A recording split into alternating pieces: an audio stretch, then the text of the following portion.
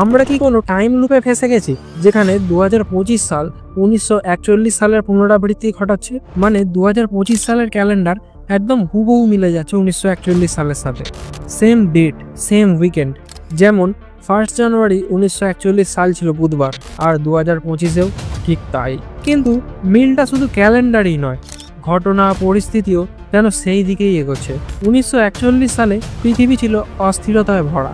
দ্বিতীয় বিশ্বযুদ্ধ, Pearl Harbor attack, bombing, এছাড়াও লক্ষ লক্ষ মানুষ মারা যাচ্ছিল শুধু জাতি বা ধর্মের কারণে। চারপাশে ছিল অনিশ্চয়তা, ছিল মৃত্যু ভয়। এবার ফিরে আসা যাক 2025 সালে। Russia Ukraine war, Israel Iran war, Pahalgam attack, এছাড়াও আহমেদাবাদে ঘটে যাওয়া ভয়ঙ্কর প্লেন ক্র্যাশ। অনেকের প্রাণ গেল এক নিমেষে। কুম্ভমেলা স্ট্যাম্প, আরসিবি স্ট্যাম্প, মানে ইম্পসিবল ইজ নাও হ্যাপেনিং। 1941 সালের যেগুলো ছিল আশ্চর্য ঘটনা, 2025-এ ঠিক তেমন করেই বাস্তব হয়ে উঠছে কিছু কিছু কাহিনী, আরও ভয়ঙ্কর ভাবে।